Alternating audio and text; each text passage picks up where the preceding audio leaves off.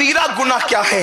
تو اللہ کے رسول صلی اللہ علیہ وآلہ وسلم سے پوچھا گیا کہ یا رسول اللہ کبیرہ گناہ کیا ہے، بڑے گناہ کیا ہے؟ نمبر ایک، بعض لوگ تو یہ کہتے ہیں کہ ہر گناہ گناہ کبیرہ ہے۔ کیوں؟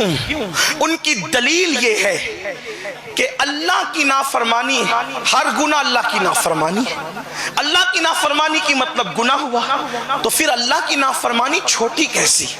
سب تو بڑی ہے۔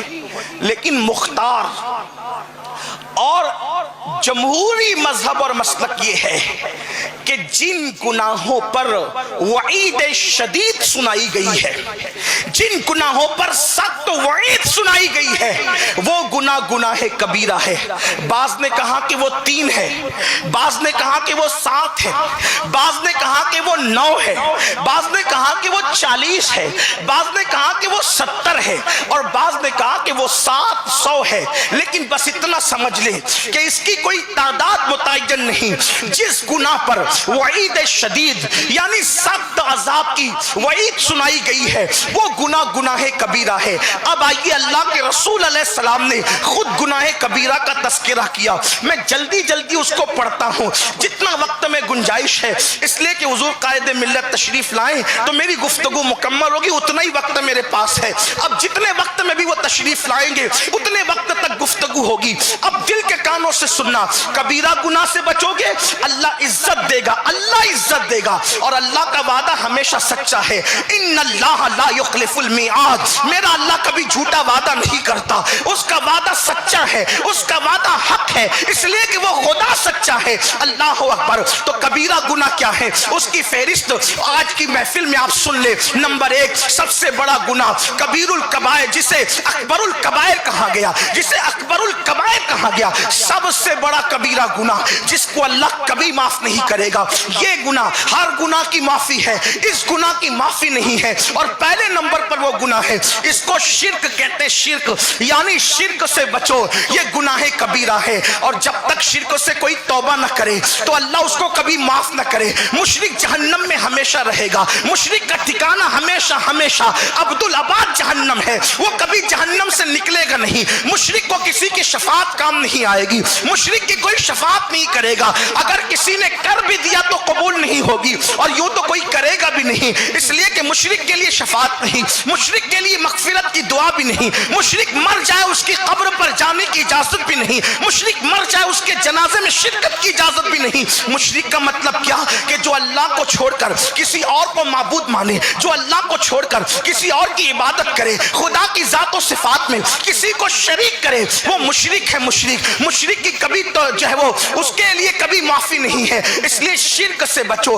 آئیے میں آپ کو بتاؤں، میری قوم کے کچھ جوان آج شرک کے راستے پر بھی جانے لگے ہیں۔ بڑی معذرت کے ساتھ میری قوم کے جوانوں، اس گناہ سے بچو۔ یہ شرک کیا ہے؟ اللہ اکبر۔ اقبال نے کہا تھا، اللہ اللہ، اقبال نے بہت خوبصورت انداز سے کفر کا فلسفہ سمجھایا تھا۔ کہا تھا کہ بتوں سے تجھ کو امیدیں، خدا سے ناامیدی، بتوں سے تجھ کو امیدیں، خدا سے نا امیدی، مجھے بتا تو صحیح اور کافری کیا ہے، مجھے بتا تو صحیح اور کافری کیا ہے۔ میری قوم، بڑی معذرت کے ساتھ علماء اور سادات کی محفل میں میں یہ عرض کروں، اہل سنت کے مجمع میں بڑی نازک بات، میری قوم شرک کی طرف جا رہی ہے۔ شرک کے دروازے اس قوم پہ کھل رہے ہیں۔ وہ کیسے؟ کسی نے تعویذ دے دیا،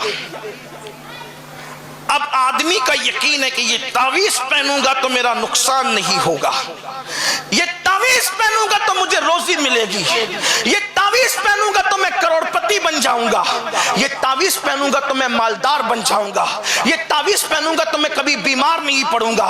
بڑی معذرت کے ساتھ تعویذ پر میرا بھی عقیدہ ہے، جتنے بیٹھے اہل سنت کے علماء ان کا بھی عقیدہ ہے، لیکن آپ سے پوچھتا ہوں، تعویذ پر ہم یہ عقیدہ نہیں رکھتے کہ تعویذ پہنوں گا تو روزی ملے گی، تعویذ پہنوں گا تو بیمار نہیں پڑوں گا، تعویذ پہنوں گا تو شفا مل جائے گی۔ یہ سب غلط عقیدے ہیں۔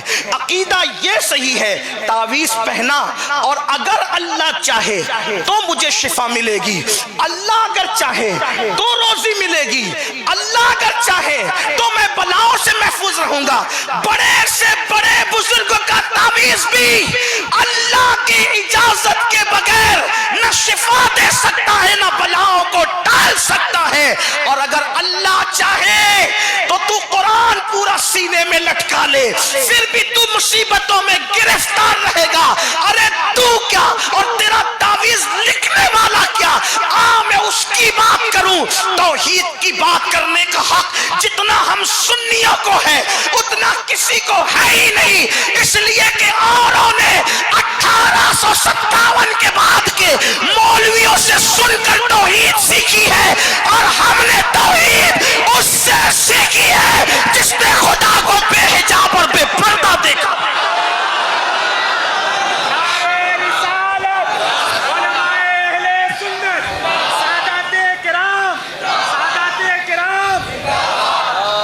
مولائے کائنات فرماتے ہیں میں نے اللہ کو پہچانا, باب مدینۃ العلم, خاتم الولایت, فاتح خیبر.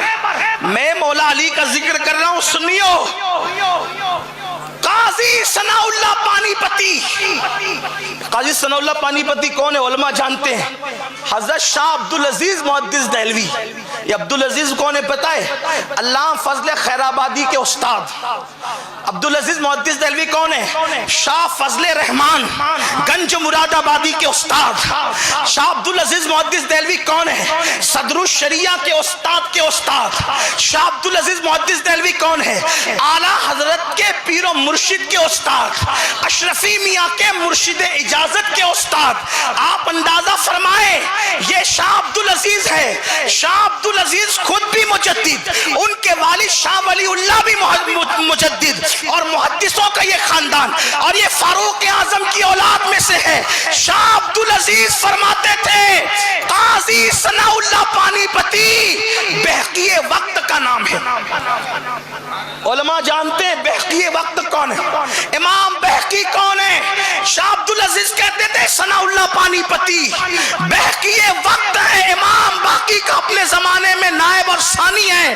وہ قاضی ثناء اللہ پانی پتی اپنی کتاب تفسیر مظہری میں لکھتے ہیں آدم علیہ السلام کے دور سے لے کر آج تک جس کو بھی ولایت ملی ہے سب کو ولی بنانے والا میرا اور آپ کا مشکل کشا علی ہے, علی ہے, علی ہے. اسی لیے امام اہل سنت کہتے ہیں سلامی جس کے در کا ہر ولی ہے, علی ہے, ہاں علی ہے, ہاں علی ہے. جب تک علی کی غلامی نہ کرے کسی کو کبھی ولایت مل ہی نہیں سکتی. نعرہ تکبیر, نعرہ رسالت.